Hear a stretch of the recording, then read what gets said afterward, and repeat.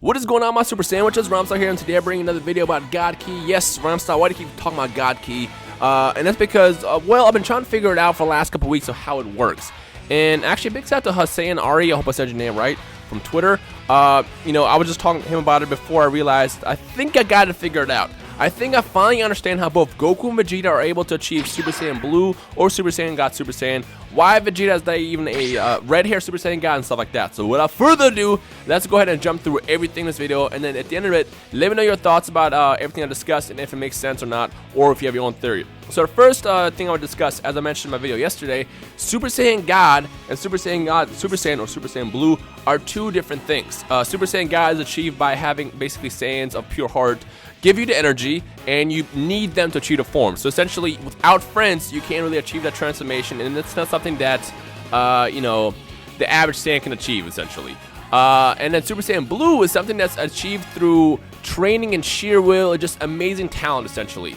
So what my theory is after seeing how Goku and Vegeta are, from the Battle of God Saga, Whis realized that there's a lot of potential for them to really take it to the next level, which is why he ultimately accepted them as peers, as disciples, so they can get stronger.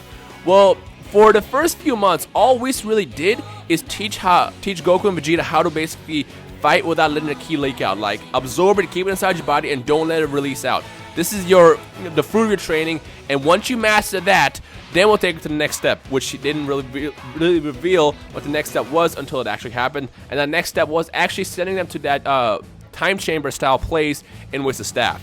Now, if you remember, when they were sent away into that staff, there was God Ki literally everywhere, and both Goku and Vegeta could not move until they absorbed it and basically kept it inside their body, which basically kept them strong. Now, this entire time they've been training with Whis, he was teaching them how to basically keep their ki inside their body without letting it leak out. Well, when they went in that room, they're able to actually absorb the God Ki, and because they've been training so long, once they mastered that, absorbing the God Ki inside that room of Spirit and Time, the God one, allowed them basically to absorb God Ki, and that's how they both achieved it. That's why Vegeta never had a Super Saiyan God red hair form, and that's why both of them had the blue hair form. It's a different form of God Ki. It's a different level of Super Saiyan God. It's stronger than Super Saiyan God. It's achieved on your own, and basically that is the big secret. It makes so much sense now. Like, this entire time I'm trying to figure out, well, maybe, Vegeta achieved Super Saiyan God by being part of the ritual and all that stuff, and none of that made sense. And I'm hoping that Toriyama will come out eventually over the next, the future, and really reveal what it is. But as of right now, I think this theory probably makes the most sense as to how both Goku and Vegeta achieved Super Saiyan God Super Saiyan, how they got God Ki, and how they learned to control it. So essentially, all they really did, again, is they got strong with Whis. They learned how to basically control their ki on like a different level by just not letting it leak out. And then once they mastered that, when they got sent to this room and they absorbed the God Ki, they kept it inside their body, and that's it. That's the big secret. It makes so much sense. I'm like literally doing backflips right now. Well, not really, but I am doing backflips in my mind, thinking about this, figuring it out, and I just want to make this video right now to see what you guys think about that. So does that theory actually make sense? If it does, let me know your thoughts in the comment section below. If not, then I guess let me know your best thoughts as to what happened here.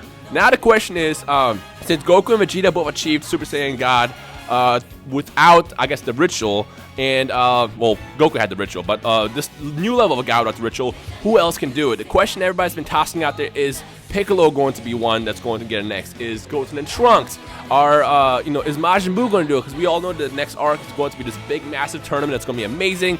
And since there are 5 days left, the question is what can be done in those 5 days? Now, obviously you can send them into the staff, but you can't send someone like Piccolo and Majin Buu to that staff. They won't know what to do. They'll need a couple months of training with Whis first before they're able to actually, go inside our room. So what I'm thinking is going to happen is honestly, I don't think Piccolo or Majin Buu are going to have God Ki in this tournament. They're probably going to get strong on their own. Maybe Whis will train them in a way, who knows? Or for all we know, Toriyama is just going to give us one of those infamous Toriyama plot holes and not really explain how Piccolo and Majin Buu get strong, and what's going to be basically their factor for being on a more even ground as Goku and Vegeta. Because, I mean, as you understand, Goku and Vegeta are on such a massive level that if you compare even Majin Buu and Piccolo to them, they're kind of jokes. So I just want to know what's going to be done there to even it out, because like it'd be kind of weird if it's like you have Super Saiyan gods and then you have Piccolo and then Majin Buu, who really just, I mean, you guys have been watching the series and you know how much they've been downgraded in terms of power and strength.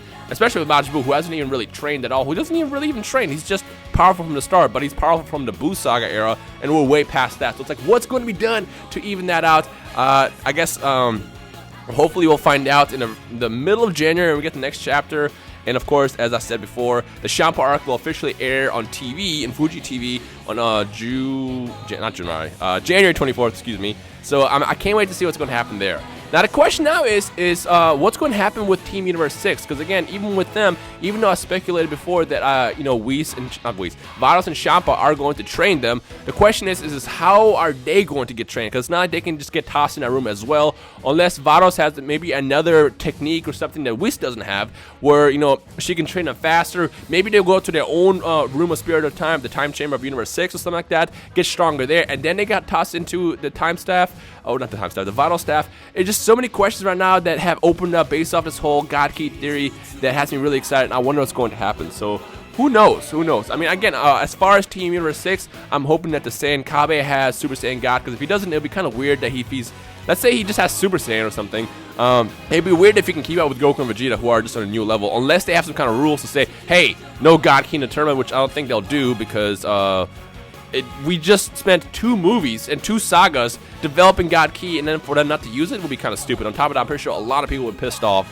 And then of course we have a Heat, who clearly seems to be a leader, who looks pretty powerful. We have Frost, who I'm assuming will have an ultimate evolution, which it won't be gold. I know. I made a video a while back, a couple of days ago, talking about will he have an ultimate evolution, and I used the word golden form. I didn't actually mean literally golden form. I'm talking about his ultimate evolution, similar to what Frieza had, where it was like the final form that allowed him to transcend his powers that he had in his final form. I'm hoping all this happens with Team Universe 6, and I'm just curious to know how they're going to get trained, unless they're just straight up prodigies. I mean, for all we know, they are really powerful. I mean, they probably spent, the last couple of lifetimes, I guess, getting strong in their own universe. So by the time Vados and Champa picked them up, they're probably, boosted even more with their training. So who knows what's going to happen here? I mean, for all we know, Kabe had achieved Super Saiyan God, Super Saiyan God way before Goku and Vegeta did in that universe. So there's a lot of stuff that can be written in. I hope that Toriyama makes more sense of it and it kind of explains stuff a lot more. But for now, all we can really do is just kind of wait for January to roll around and see what happens. But I'm pretty freaking excited. What do you guys think about that? I am curious to know if you guys will agree or disagree with this, but as of right now, this makes the most sense to me. Again, they spent all this time doing basically the basic training, and now that they finally mastered that, they mastered the ability of keeping Ki inside them without letting it leak out, without wasting the precious Ki. They get tossed into this room where they absorb all this God Ki. Why does Visa even have that? Now that makes me wonder, like, there's just so many questions about Whis that I hope gets answered, but I'm pretty sure they're not going to answer at all, just because Toriyama likes to keep us basically in the dark with a lot of things and just let us speculate on our own, and then kind of explain stuff later sometimes. But I just like how he has this staff of God Ki that, technically, if freaking Beerus wanted a Super Saiyan God, couldn't they have just done that from the start? Like, hey, come here, train with me for a couple months, and then you'll fight Beerus. But again, that wouldn't really make that much sense, and it wouldn't be that great of a story. So it was cool what we saw with Goku and achieving Super Saiyan God and then fighting Beerus in that saga. So I like how it turned out. But ultimately, it makes the most sense to me. Super Saiyan God and Super Saiyan God Super Saiyan or Super Saiyan Blue are 2 different forms of God. Super Saiyan God Super Saiyan is stronger. We can end that debate. As I said yesterday, it's over and done with. Super Saiyan God or Super Saiyan Blue is another level of God, way stronger than Super Saiyan God with red hair. It's been said many times in the series. It's been said everywhere. Stop that debate. It's funny, a lot of people were commenting yesterday saying, Rhymestyle, why did you even have to do a video on this? Like, duh. Well, you'd be surprised. If you even read the comments yesterday, a lot of people were still not convinced, even though there was hardcore facts everywhere saying that Super Saiyan Blue is stronger, and people are still not convinced. That's why that video needs to be done. Again, the problem with all this Dragon Ball Super stuff right now is so much being revealed without any information. So all we're left to do is just with speculations and theories of our own. I mean, it's a big part of the Dragon Ball community, but like, it would help if we had a little more clarification, Toriyama. So do us a favor and just explain stuff better in the future. But for now, it makes sense. Super Saiyan God, like I said, is different than Super Saiyan Blue. It's achieved differently, and all this training that Whis put Goku and Vegeta through was just so they can master how to keep Ki inside them. So once they got tossed into this room, they absorbed the Ki, they got inside them, they got stronger, and they're able to control a lot better. So when they do go Super Saiyan and transcend through different forms, they appear with that blue hair form as opposed to red ones. So there you have it, folks. That is the big secret, I think. It's my theory, of course. So let me me know everything you're thinking in the comment section below, whether it makes sense, doesn't make sense. I'm curious to know how you guys react to this. And again, if you have any theories of your own, feel free to drop me a comment in the comment section below. But other than that, that's pretty much everything. So I guess I'll see you guys below. So if you enjoyed today's video, make sure to leave a like rating below. As always, if you have any thoughts, feedback, like I said, it's always welcome. So drop a comment, and you guys enjoy the rest of your day. My name is Rhymestyle, and I will see all you awesome Super Saiyans in the comment section below. Peace.